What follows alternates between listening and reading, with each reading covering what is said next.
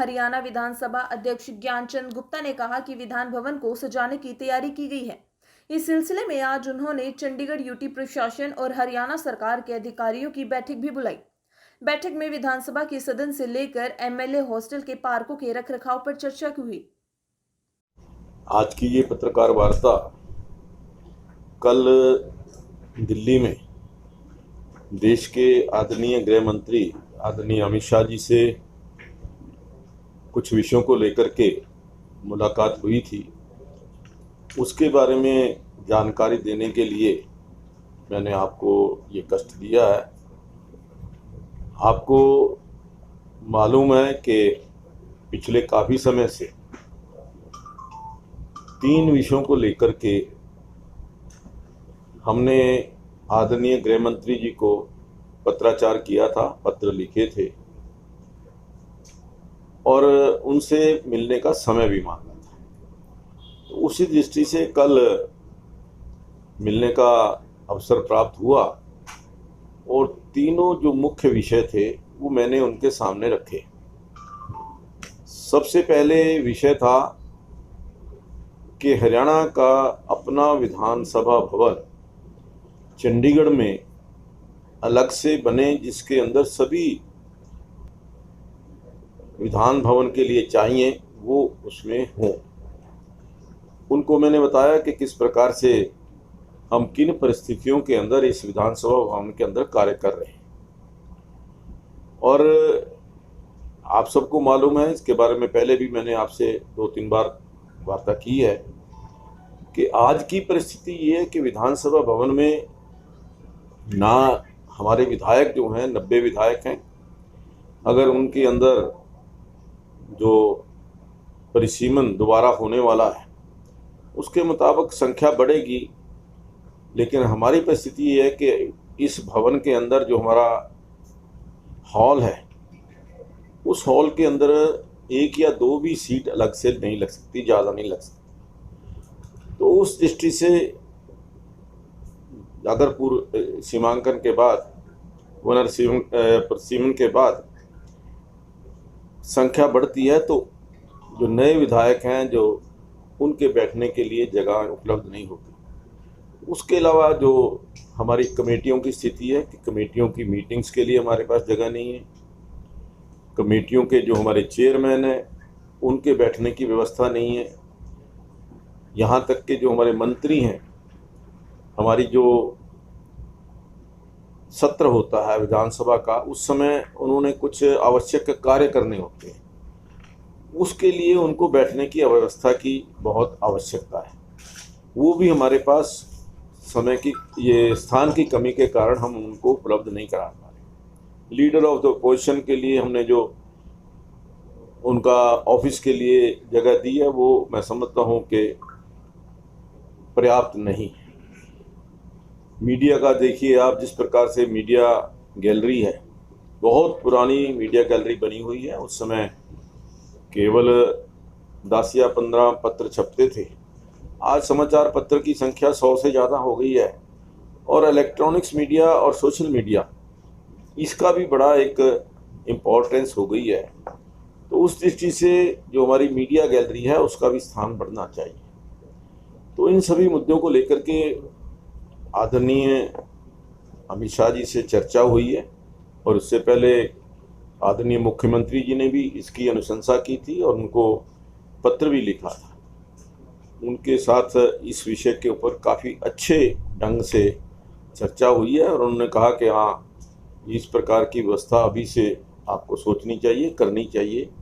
तो मैंने उनसे कहा क्योंकि चंडीगढ़ जो है उनके अधीन आता है, चंडीगढ़ का प्रशासन उनके अधीन आता है और उसके लिए जगह जो है वो चंडीगढ़ प्रशासन ने देनी है। तो मैंने उनसे बेनती की है कि जल्दी से जल्दी पर्याप्त ज़मीन इस विधानसभा भवन के साथ ही मिल जाए या कोई और उपयुक्त स्थान वहाँ पर मिले तो हम जल्दी ही अपना विधानसभा भवन चंडीगढ़ में बनाने में सक्षम हैं।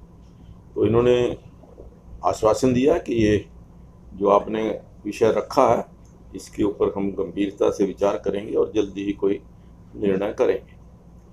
दूसरा विषय था कि जो हमारा पंजाब के साथ 1966 के अंदर डिवीज़न हुआ था 60 और 40 के हिस्से से, 60% पंजाब का हिस्सा था, 40% हमारा था, लेकिन अभी तक हमें 27% मिला। वो जो सभी हमने पत्र या जो हमारे विधानसभा के अंदर यूनानिमस रेजोल्यूशन हुआ था, या जो हमें गवर्नर साहब से जो आदरणीय प्रशासक थे चंडीगढ़ के तत्कालीन बीपी बदनौर जी, उनसे मिलकर के जो हमने उनको मेमोरेंडम दिया था, सभी पार्टियों के उसके अंदर नेता थे, तो वो सारा जो हमारा पत्राचार हुआ है वो भी मैंने उनके समक्ष रखा है। और उन्होंने कहा कि उस समय से, उन्होंने कहा कि उस समय क्यों नहीं आपने, मैंने कहा ये तो तत्कालीन जो लोग थे उनकी नहीं, उनको ध्यान आया तो, लेकिन अब ये 13% हिस्सा हमें मिलना चाहिए। और तीसरा विषय था कि पंजाब यूनिवर्सिटी, जो मैं समझता हूँ कि इस क्षेत्र की एक प्रेस्टीजियस यूनिवर्सिटी है और जो उसका वर्ल्ड रैंकिंग के अंदर या देश की जो यूनिवर्सिटीज़ की रैंकिंग में एक अच्छा स्थान है, उसमें हमारा हिस्सा था। जब विभाजन हुआ था उसमें हमारा हरियाणा का भी हिस्सा था, लेकिन किन्हीं कारणों से हमारे उस समय के मुख्यमंत्री आदरणीय श्री बंसीलाल जी ने वो हिस्सा जो था, वो जो उसके अंदर अपना शेयर था, वो विड्रा कर लिया था। लेकिन मुझे लगता है कि आज के इस समय में पंजाब यूनिवर्सिटी के अंदर हमें हिस्सा मिलना चाहिए, क्योंकि जो इस क्षेत्र के कॉलेजेस हैं, चाहे वो पंचकूला से हैं, चाहे वो अम्बाला से हैं, चाहे वो यमुनानगर से हैं, इस क्षेत्र के कॉलेजेस की एफिलिएशन पंजाब यूनिवर्सिटी के साथ हो और पंजाब यूनिवर्सिटी के अंदर जो हमारा हक है वो हमें मिले, उसके लिए अभी एक पंजाब यूनिवर्सिटी ने एक हाई पावर्ड कमेटी बनाई थी, जिसमें ये लिखा है कि 200-250 किलोमीटर के अंदर जो इस परिधि के अंदर कॉलेजेस आते हैं, उन सब का इस यूनिवर्सिटी के साथ एफिलिएशन होना चाहिए। तो उस विषय में मैंने कहा कि क्योंकि पंचकूला के ये सभी कॉलेजेस उस परिधि में आते हैं, तो हमें भी इन कॉलेज की एफिलिएशन मिलनी चाहिए और जो हरियाणा का जो हक है वो हमें मिलना चाहिए। और इसके लिए आपको याद होगा कि हमारे मुख्यमंत्री जी ने हाई कोर्ट के अंदर एफिडेविट भी दिया था कि जो भी हमारा शेयर है उसका जो एक्सपेंडिचर है, आपको मैं बताना चाहूँगा कि पंजाब यूनिवर्सिटी में 92% जो है वो सेंटर का शेयर है और 4% पंजाब का है, 4% हरियाणा का है। उसके लिए हमने उनको एफिडेविट दिया है कि जितना भी खर्चा पंजाब यूनिवर्सिटी का 4% के हिस्से से हमारा पास आएगा वो हम देने के लिए तैयार हैं। तो इस प्रकार का एफिडेविट भी हमारी सरकार की तरफ से यहाँ पंजाब हरियाणा हाई कोर्ट के अंदर दिया हुआ है। तो ये 3 विषय ऐसे हैं, मैं समझता हूँ कि उसके ऊपर कोई निर्णय लेने में यदि कोई सक्षम है वो गृह मंत्रालय है और आदरणीय अमित शाह जी गृह मंत्री हैं।